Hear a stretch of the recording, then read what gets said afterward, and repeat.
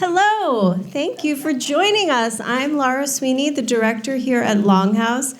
I think today may be the most beautiful afternoon of the summer, so thank you for spending it with us. We are so pleased to welcome Margie Ruddick, internationally acclaimed landscaped architect. Thank you for being with us here today. Margie will share her expertise and approach to wild landscape design and conservation, both through her own work and through the work of One Landscape, a conservation collective that she founded in 2016, I believe. Winner of the 2013 Cooper Hewitt National Design Award, Margie is also the author of Wild by Design, an early call for rewilding, and currently working on a new book, Restoration, a landscape memoir that looks at what restoration means in landscape design and in one's own life. So please join me in welcoming Margie Ruddick. Thank you, Laura. Can you all hear me? Yeah. No. Can you hear me now? Okay. Thank you so much. It's amazing to be here at Longhouse. Yes. My favorite gardens are artist gardens, and it's just been incredible to watch the transformation of this garden into a major public landscape, but keeping the spirit of Jack Leonard Larson, so I'm very, very pleased to be here. I'm also pleased to be here with people who clearly love this place, and I'm just going to be talking a little bit about the landscapes that I work on, and starting with a view of the landscape that I think of as my native landscape, the sort of Amagansett dunes. This is a little bit west of where we live, but I grew up in an apartment in New York City, but I really think we lived out here. Just going to turn the volume. Okay. And how do I advance this? How's that? Oh, do I just tap it? Let's see. Or I do that? There you go. Yep. This landscape out here, I think has influenced all of the work that I've done, whether it's a residential project out here or the middle of Long Island City. This is Queens Plaza, where I really wanted to bring the idea of nature in the city to a different level. And it was the same time that I was writing a book, Wild by Design, that lays out strategies on how to create wild landscapes. It's quite a complex process, and it's very, Sonia Kuo is here from my office, and I see a lot of faces around from Summerhill and other people who are engaged in this work, and the idea of rewilding is not just let it go. It's a lot of work and a lot of management and a lot of planning. Is that better? Yes. Okay. So the first thing that we start with is not to look at the landscape as, like objects, rooms, boxes, or whatever, but to look at it as habitat, as a series of microclimates. So for Queens Plaza, this is an aerial drawing. We did a topography that created a wetland and a forest and a whole understory.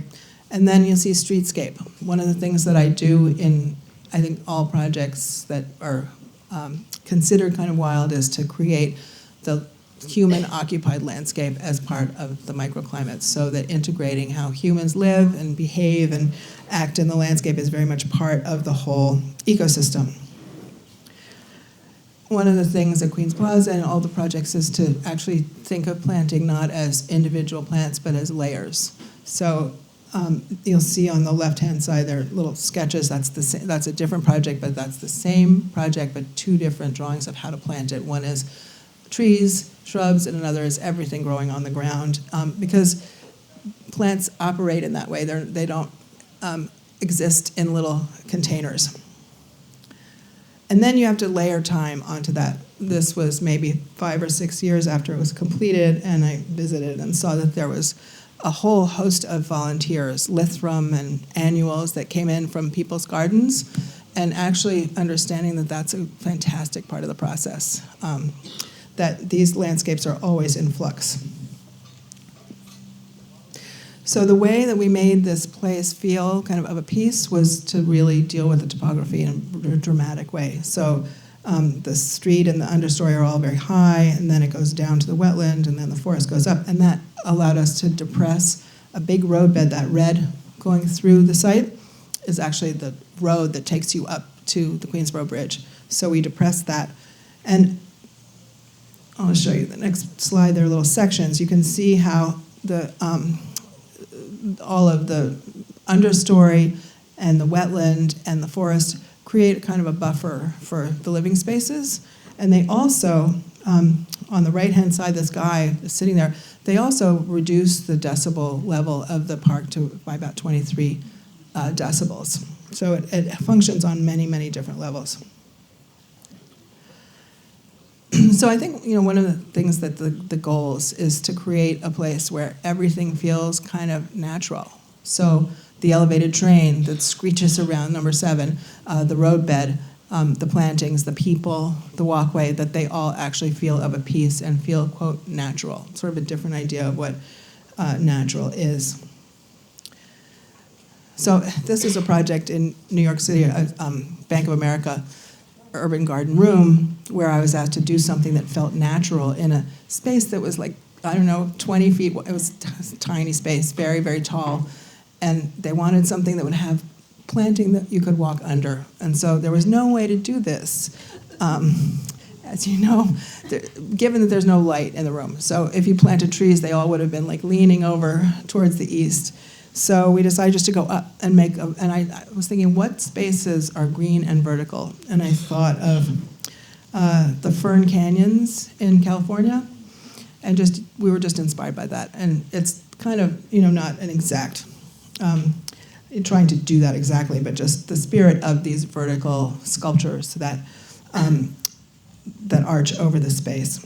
And it's very quiet in there all the time. It's always full. And people are very quiet, and people who go there every day tell me that it smells sort of like earth and ferns and things, and people tell me that it kind of and it's humid, a little humid, and people tell me who work in the building or at Skadden up around the corner that they feel like it's lowering their blood pressure when they go in, and that's something that I find so fantastic, and I like this photograph because this guy, he's not scrolling. He's just sitting. So that's one of the things that I love to see in places that I work with, is people just being immersed in the place.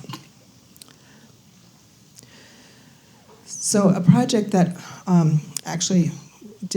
I worked on over a very long period of time is another kind of nature. It's one of the 11 places in the world where the desert meets the sea. It's in Baja California, in Cabo. And I did this project in about 1999 to 2001, with Stephen Harris, an architect I worked with a lot, and Lucy and Reese Roberts, and Claire Creatore was the client, and we'd already done 2 projects with her. So she was the buyer for the original Street of Shops in Bendels. If any of you knew that? She's just an incredible curator and has an amazing eye, and she has a lot of amazing collections of things. So she's been a delight to collaborate with on these projects. So at that time, 2000, there were people in the hotels and other places who were using desert plants, but I kept touring around and I kept seeing that they were using them. I call it the Roadrunner effect, where the plants are just coming out of gravel, and or they were doing English garden style on the right-hand side, where there are huge swaths of plantings and drifts, and that's just not the way it works. So we spent a bunch of time going out and actually mapping out how plants occur in the desert, and the way the ground plane is very, very intensely layered with a lot of different plants for different habitat, different kinds of reptiles and insects and mammals. So it was a very different kind of planting. I want to talk a little bit about mess. A lot of the projects that we work on, they sort of are towing the fine line between mess and order. And in this one, because the architecture is so strong, I really felt we could just go to town on the wild stuff. That's actually what I just showed you was coming down from the road. you pass by this big wall that holds back, actually it's occupied space. So what you're seeing there is it's a brown roof, it's occupied space, so instead of doing a green roof with sedums and things, it's actually desert plants that make the ground roof. And Stephen and Lucian sited this building like surgically. It's a big U and slipped around this whole cliff with boulders and plants that we protected. And in all of these projects, you need to do a pretty intensive protection plan if you want to actually make it feel, if you want to keep the really great stuff that's there. So in all of these projects, there's usually some place, and sometimes there isn't, but usually there's some place where everything kind of coalesces into a very different kind of composition that feels more domestic, more composed, more like, a garden. And this was the courtyard where that happened, where it's a very much interior space. You have the view of the ocean, but you also have these views back. That's a Bertoia sculpture. But from there, you actually can walk out and look over the pool to the ocean. So you're up on this, the courtyard level and the main house level. You go down, and then you go cut down through the rocks to the lower level below the pavilion where the studio is. And there you look out to the swimming pool. That's actually Lucian. I did this project 2000, 2001. I hadn't been back. I went in 2025 with Claire and Stephen and Lucian. We went for fun to have a 25th anniversary kind of long weekend. But I got there and I saw on the left what had happened in the last 10 years, which was that the maintenance people, whenever anything died, they'd placed a pennisetum, do you all know, in the spot. And pennisetum is a little grass that's about this big when you plant it, and a couple years later it's like this big. So all of a sudden it was like pennisetum city, and I just was very distressed by the look of it. It was very sad. So we actually tore all the pennisetum out while we were there and made a plan to do a refresher. So we did a 25th anniversary refresher, and I came back twice. I came back in June. We planted a bunch of stuff from the local nursery, and then I came back in June to do pruning. And in 1 minute, we'll be able to see it. In 1 minute, yes.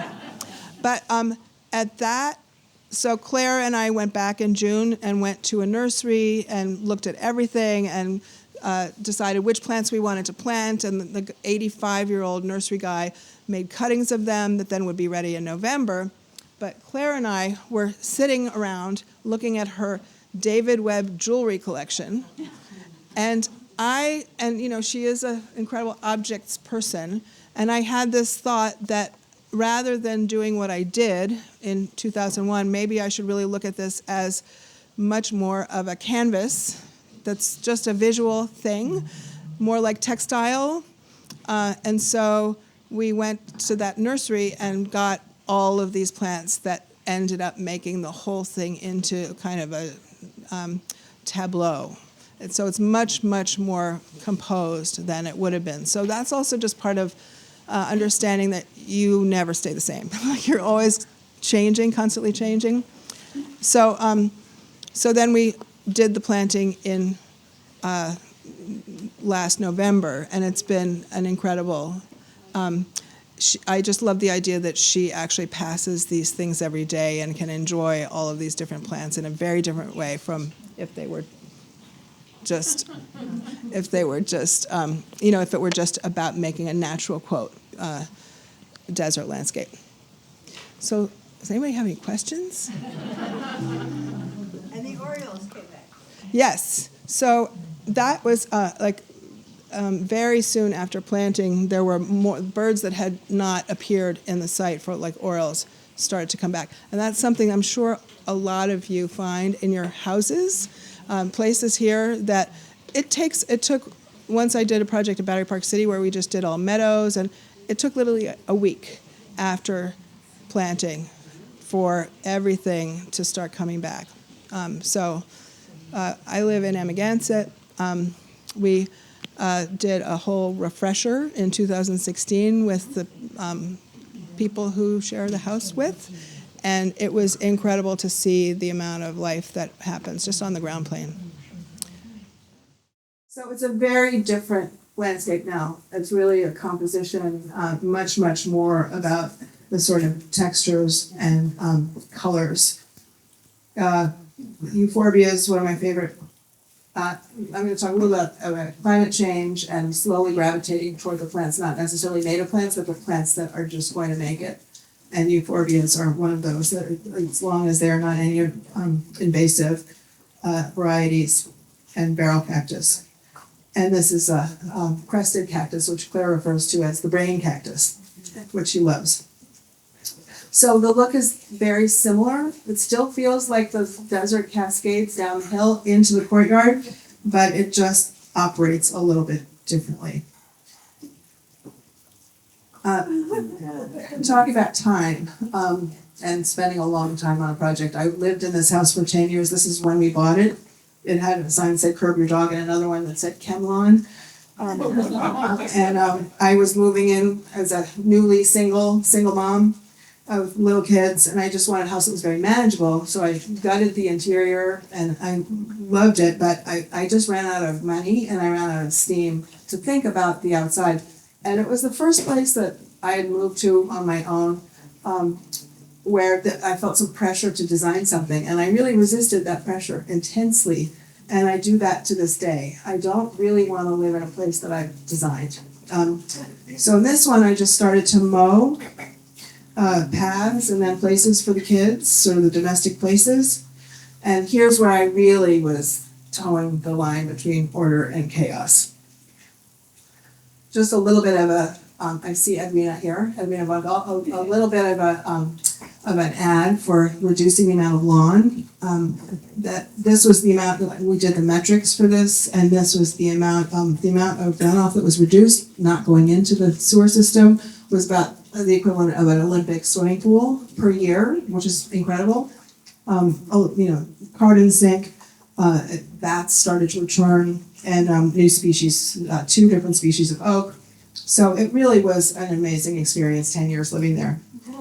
It looked kind of like hell for a while, and my neighbors were really upset, and people thought it was abandoned. They would come look in the windows. So I did this. I don't know if you all know Joan Nassauer, who is a landscape architect, writing about just keep tidy margins around the edges, and people will think that it's maintained and it's not abandoned. And I also started underplanting with things like asters to give a little bit of a look that somebody lived there. So this was just a real exercise in waiting, and luckily I've been able to work on projects my career that are 10-year, 20-year, 30-year projects where you actually have the time to do this. We dug up to make this dry garden by the driveway, huge boulders that were probably from the construction, and I asked the guys to lay them on this piece of big pad of concrete out the back. I never knew what to do with, so I just said, just put them there. And they were so heavy that over, I think, like a year, the concrete started to crack, and it made this little river of vegetation that started to run through this, what became the water garden. And so I got them from Bali, from these big oil vats, and from my travels like Florida, some corals. And so it was a process of managing the vegetation, but also managing what this was becoming visually. So year 8, the pokeweed, I had this pokeweed bower. I love pokeweed, and I had a chair underneath it. And year 9, and every year was different. And I also gardened very differently. I had a tiny, I'm not a gardener, so I had a tiny plot. But every year was really amazing to see how it developed. And then I sold it year 10, year 17, I did a drive-by and saw the people who bought it, an artist and his wife, were tending it really like a forest. And that's not a forest garden. So that was really heartening. So this is the project that I've been working on for 30 years. I have actively worked on it in design for 20 years. This is actually Shillim, sort of a preserve, as well as a wellness center in India in the Western Ghats. It's an incredible that's part of a huge system. Wildlife corridors, including big cats, barking deer. The wildlife is just amazing. The birds are incredible. And it was at risk when I was hired to do this for pollution and development and all sorts of stuff. So the clients wanted to preserve this 25-acre part of it just for the future.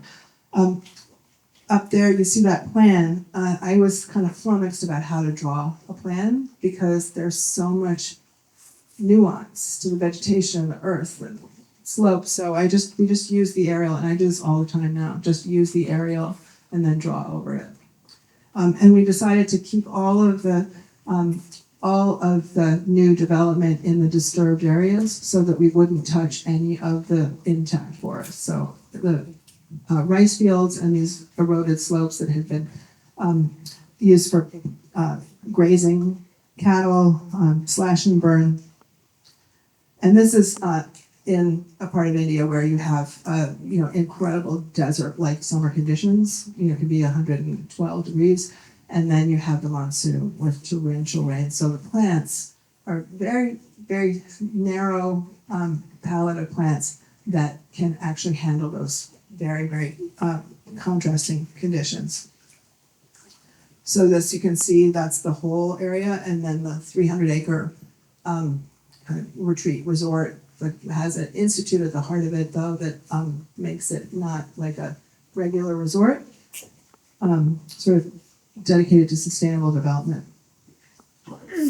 So in order to make those 300 acres actually palatable, appealing for this retreat, and also just because we wanted to do it, we planted about 100,000 trees per year along the slopes. To do that, we trenched 1,000 meters of contour swales to slow the water down and actually promote the conditions that, in which the plants actually would take root and thrive. And so on the right-hand side, you can see how the revegetation is kind of a young, it's like 20-year forest, but it really is a forest now. The people who we built a nursery, and the people who are local farmers and others who really know how to propagate and grow plants in those conditions worked on that whole. So here you can see how now, this is actually probably 3 or 4 years ago, the buildings just float within this forest that was all, not there like 30 years ago. Yeah, up on the top you see the plateau. When I got there, that's from 1997, and then 2015 after we stopped grazing and the other practices. And then at the bottom you can see the eroded slopes in 1999, and then that's the same view a little farther back in 2024, so you can see how it's really transformed. So Stephen Harris was the architect for this as well, and he and I walked, and Tom Zook and the whole team walked to site these buildings, sort of by hand. And on the left, that's the forest suite. So we grew the forest to meet the suite. And the middle are the spa suites, which float down in the former rice fields. And then on the right is the main sort of club, restaurant, library that's sitting on a bench. And so it feels very solidly sitting with this wall. And every building has its orientation to the landscape in a very, very intentional way. Yeah, you can just see how each one of these, the middle one is the spa that was designed to look like a dam, to act kind of like a dam at the bottom of a ravine. So it has a big pool of water that flows over that wall. And the rice fields now have been transformed to organic farm. We had a big argument about whether or not the spiritual retreat here, which is on this site, should have a building. And Stephen really wanted, and I knew he would design a gorgeous building up here, but I thought you can't put building up here. It's a kind of a holy place. And I just thought like bathrooms and, like all that stuff. So I didn't win. There's no building here because they couldn't figure out how to get all the construction up there. So this is the idea, and here there's no foreground. When I was talking about Cabo, about the domestic world, I did none of that here. Here it's just really a continuum from the foreground, which is all new planting, the middle ground, which is all reforestation, and the background, which is all existing vegetation. So Laura mentioned One Landscape. Anne DeForest is here, who is part of our collective of artists and scientists and policymakers who we're trying to promote a different idea of stewardship where conservation can be seen as a more creative kind of a process. And a lot of what we do is to make iconic wild landscapes visible so that people can really understand how important it is to safeguard them. So it's not just about tightening up regulations, it's about kind of changing the culture, helping change the culture. So in India, we're part of the Peconic collective, which has taken Shillim, which is this little green spot over here, and used the watershed within which it sits as a test run, kind of a pilot project for conservation within the Western Ghats. So we're doing a lot of documentation, a lot of cultural documentation, as well as ecological, to promote the idea. It's kind of like wild futures. Can you attract developers who actually see that there is economic value to forwarding ecological principles in their work? Because there is, that the more you trash this place, the less valuable it's going to be ultimately. So the short term can actually kind of leapfrog over that short term mindset. And Oikos is the ecology group who's been working on it for about 10 years. We're taking their maps and making them more visible. One of the things that we do is to try to take the science and make it more accessible so people can really understand what these landscapes are. Aaron Gee did a piece based on 20 hours of recordings of the Shillim forest that was commissioned by the Peconic Quartet. It's now gone around the world. It's part of the Shillim suite. And it's also the recordings of the forests have gone all over the world, and they're now in the Cornell Ornithology Lab. Because they're so fine, you can actually hear feedback and other things that the birds are doing that you can't hear with sort of more conventional technology. And DeForest here is a walking artist and edited a book called Ways of Walking. That's an incredible window into this practice. Robert Wilson, recently departed, did several walking pieces and we're actually doing one in September 20th out at Nappy. Elvira Clayton, an artist from New York City, who is African American, doing amazing project about a slave auction in the 1850s, went to Shillim and people were sort of like, what's she gonna do there? And they had the most amazing exchange between her and the women in the village, who all quilt and do many, many different arts. And so her work was really influenced by learning quilting from them, and their work was really influenced by weaving with her. So not thinking of artist residencies as you go do your work in a beautiful place, but you go and you really engage and you really are transformed by this exchange with the people who live there. Tanya Marcuse did these photographs of like the sacred grove on the left and this vine, sort of ghost vine on the right, and has done a lot of just riveting photographs that bring this whole landscape to life in a different way. So then out here we have Nappy Collective. That is, we've been doing some residencies, one at the Watermill Center 2 years ago, to document and try to bring people's awareness to this area, which is, that peak is sort of loose. It's really the area from Fresh Pond to the Walking Dunes, and to really consider it as one landscape. That's sort of, when I talk about out here, and people don't really know what they think of the Hamptons is that top row. And for me, it's really the bottom row. And for, I think, probably many of us in the room. And we had an exhibit at Duck Creek Farm last year. It was organized by Cal Fish, who's a sound sculptor who's part of our group, and Rebecca Rodriguez, that showed a lot of the work we've been doing, as well as a sound map, interactive sound map of that peak, with not only the sounds of the place, but oral histories. And Constantine Becker just premiered a work that was based on mapping tides with SUNY Stony Brook, marine biologist. This is not Nappy, this is actually Lake Tahoe, because it was premiered at the Tahoe Dance Festival. So this is what we'll send these out to anybody who leaves their email or emails me. This is our walk through Napi. So, there are all of these landscapes that we want to promote an understanding of as all interconnected. So there's the, harbor and wetland, the bay dune, the heath, the ocean dune, and this very ephemeral landscape, as you all know. And then there's the marine pine forest, which Tony Marcuse has been documenting at the bottom. And this is 2021 and 2023 on the right. So you can see there are so many risks and problems with this landscape, including water quality. So is there a way of actually having a concerted effort to look at this area as a whole, as one landscape? And the town has an enormous amount of conservation land. This is Heather Hill State Park, Napeak State Park, the Amagansett Wildlife Refuge, East Hampton Town Preserve. So it's amazing how much conservation land there is. Each one is a different entity.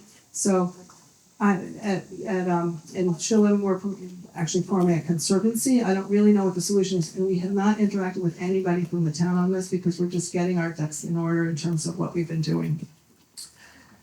So in terms of mapping, these are the Peconic estuary. I had to back up and look at a bigger scale when we started looking at this site.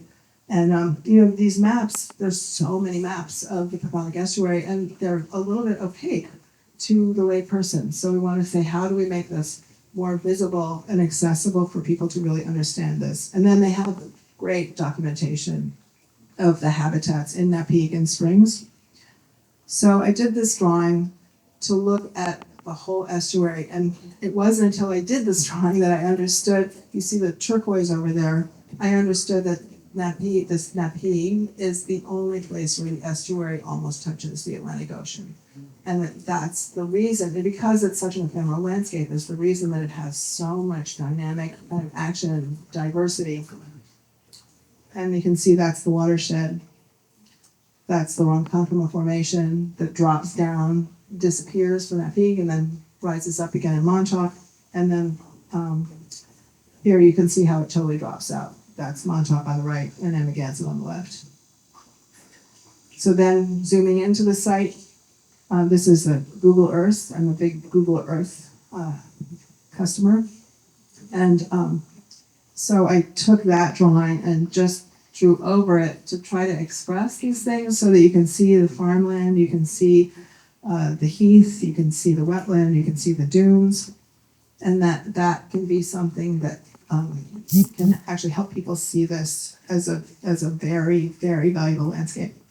This is the original Beach Hampton, and you can see even though Beach Hampton was a resort, housing stuff, the iconic logo was actually a wild dune. This is actually our neighbors, 1969 or something, Kit and Andrew. This is actually Wyandan, some of you may know. What was incredible was to go, not exactly the same spot, but 60-something years, or like almost 60 years later, to see how it's grown up. But it's still quite wild. However, there is this tendency to pull everything out, put up a split rail fence, and seed with lawn. And so this whole, this, when we were kids, this was the draw, was that this was just a wild place, and there were like grouse and things just running around the bottom, underneath the shrubs. So I'll go quickly over this because I don't want to point the finger at anybody, but that's what's happened. So we started the Beach Hampton, I meant to say the Beach Hampton Nature Group. We started as a pilot, just like with Shillim, the area around Shillim is a pilot project. This is a pilot project to say, what are we going to do about the bigger area? And since this is our neighborhood, we started a group for kids last summer where we do walks, make art. Sybil Costello shows her incredible bleached, whale vertebrae to the kids and shells.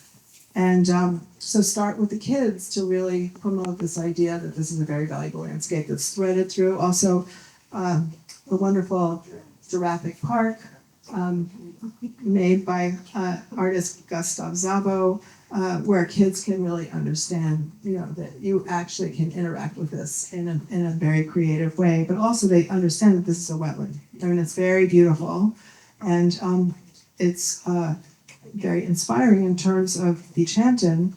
Tanya Marcuse has been doing a series of photographs of the Beach Hampton ecosystem, the wetlands, and the forests, and quite beautiful photographs that show you how amazing this wild landscape is. And also the scale. I think we all know how houses are just blowing up in scale. Jane Maring of Building Kind East Hampton also lives in Beach Hampton and has actually helped to advocate for smaller house sizes.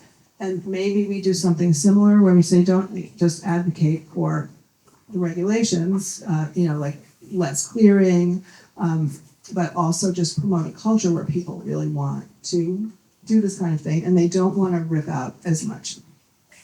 Because, for instance, there's in that little corner behind the house that's Hudsonia, which is a plant that can't be propagated.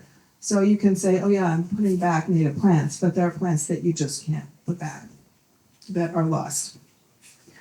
So just in terms of my work, the projects that I do out in Beach Hampton, this one is near our house and it's just a dune, so the landscape really is a dunescape.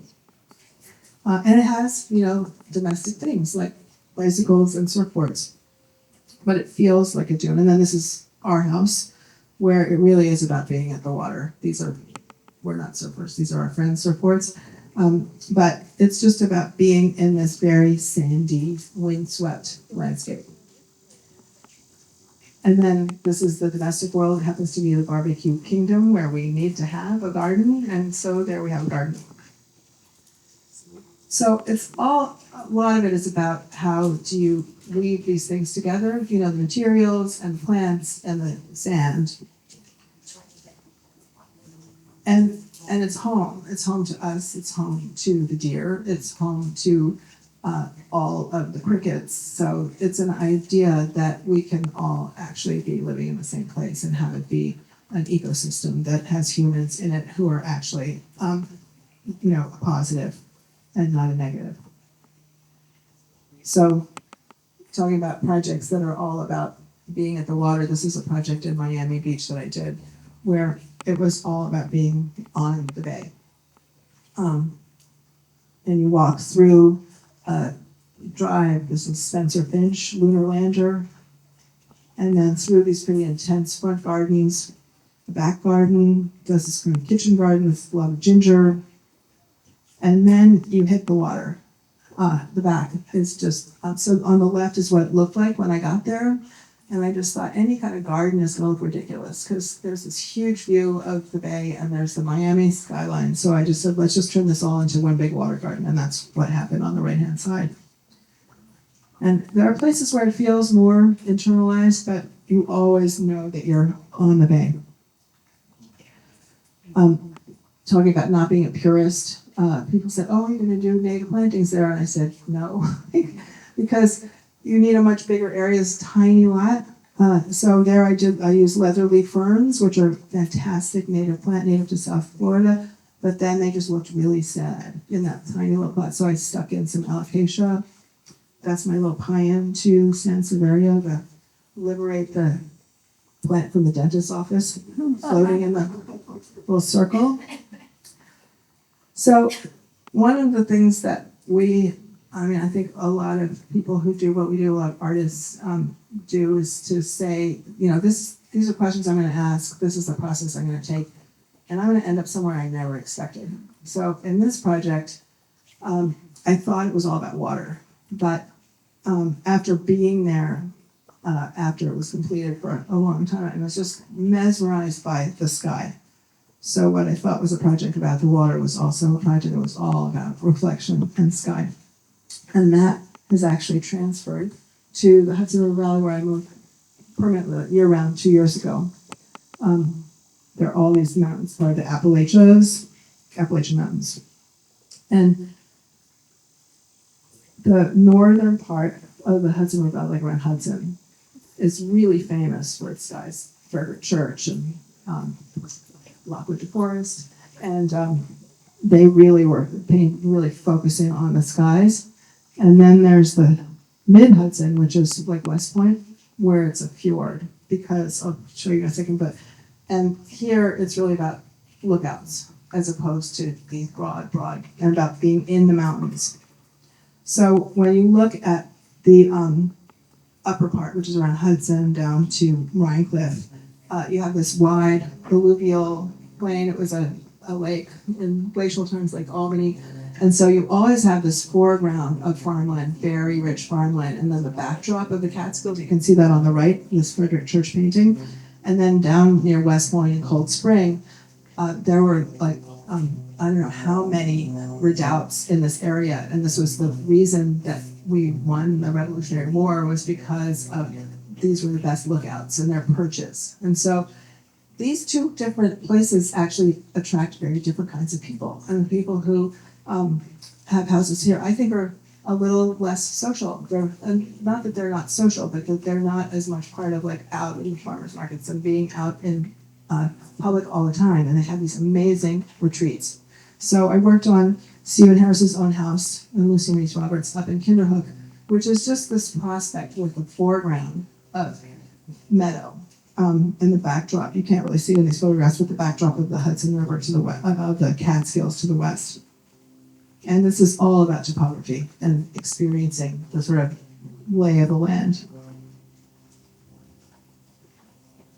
with copses of trees. So it's got a lot of breadth.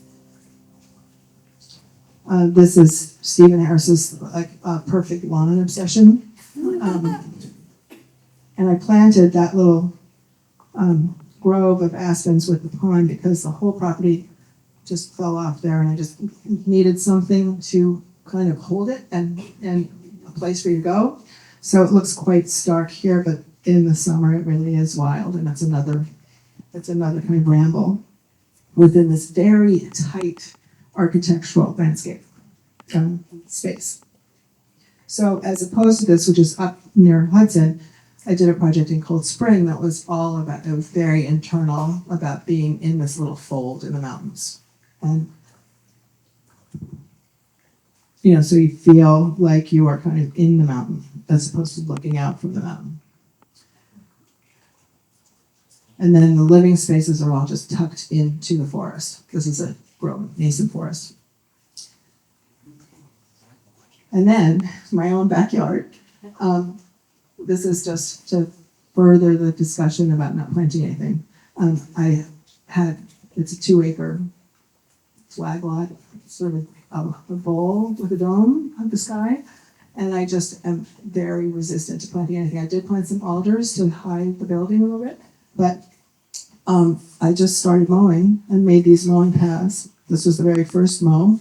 At the same time that I've been working on this book called Restoration. It's about not just restoring landscapes, but also restoring connection to nature and daily life. So this is a big, I'm gonna go, but I did this kind of sweepy thing, and so I walk it every morning or several times a day, and I just see everything that is growing.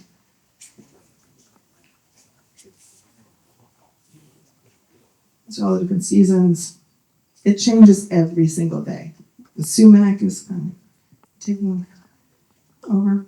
The frost was amazing. The asters were amazing. So I feel like designing anything is going to kind of interfere with my experience of this place. And the mosses, this is also, you know, everybody says meadow, I want meadow, and I want wildflowers. In this region, I worked on a project in Watershed. A lot of these aren't really meadows, they're barrens, like moss barrens. And so there's so much moss here, it's very rocky. I really think of this as a barren more than a meadow. And then the winter is fantastic.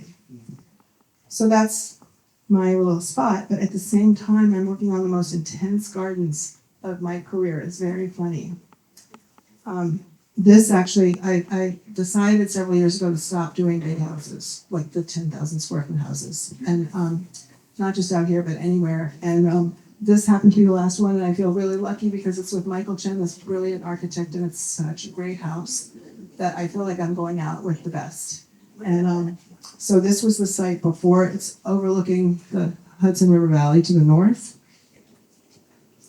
And this was it. We had this big rock outcrop, and we excavated and found out that it was actually a cliff. So the whole building, that's the pool house, was sited around this rock outcrop. The path up to the house to the left, and it's a hinge garden and a wall garden to the right.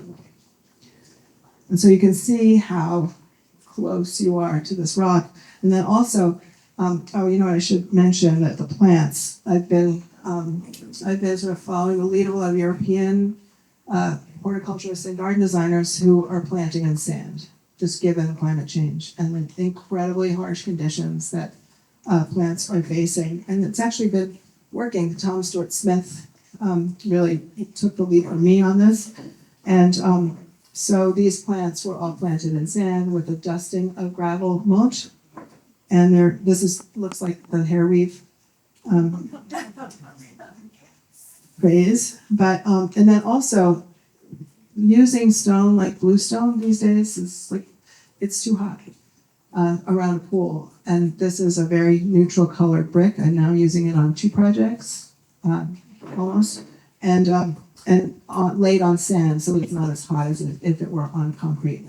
And also one benefit is that you actually can then drop out the bricks and plant within the terrace, so that, which you wouldn't be able, it would be very hard to do that if it were on a slab.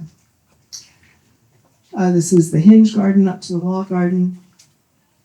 The court is actually the entry up the steps into the front door. And this is the view from the dining room. And this is one of those connect to the larger landscape. And I just think the scale here, this is more than a 10,000 square foot house, and the scale, you would never know it. It's intimate and human. And I really think he's done an incredible job. So this is the last project, which is kind of wild. At the same time, when I decided not to do big houses anymore, I sort of thought, all of a sudden I started getting these projects that are, this is a 1850s Italianate villa in Irvington, New York. And the client, it's 4.5 acres, client wanted 11 different garden rooms. And I was like, I just thought, you're not calling the right person to do this. But then I went there and realized that, so I did it, but I actually did 12 gardenings. And because it has these immense trees and groves of trees, and it had a lot of structure already, all I was doing was kind of working with what was there for a part of it. So this shows you these yellow spaces. There was this very sad LA of trees down here. There's a grove of trees down there. The grove of trees became the roof garden. So all the yellow are sort of existing structures that I just messed with to create a garden space. And then the pink are the new spaces. So this V actually aims for the Hudson River. And all these things like the lawn and the plant library, which I'll talk about, are all inventions. So it was actually, I've always felt like you can't do a blank slate. If somebody hands me a rectangle of paper or whatever, I would not have a clue what to do. So working with what's there is really critical. So the alley of trees, I thought, what if we so with all these garden spaces, I'm not going to do any kind of what you're going to look at and say, oh, it's a convention, it's a garden. This is the LA, which I just underplanted completely because we're not going to go plant 80-foot tall trees. So it's underplanted with the kinds of understory trees that do very well, and just testing out what's going to make it in this climate. So it's a lot of native trees, tupelos, but then also a lot of magnolias that are doing very well these days. And it's just more of an idyll now, so it's not the LA. And it's more of a ramble. And then this is the plant library, and this is where I'm really looking at plants that can make it both, native plants and then also exotic plants that are not invasive, like some Mediterranean plants that actually live in sand and do very well. And so this plant library is going to be a little bit of a library of how to plant the ground plane and given these conditions. So. But back to my ending with my own landscape, which I'm very, very, despite the fact that I've gotten so gardeny, I'm still not going to plant anything here. And that's it. Thank you.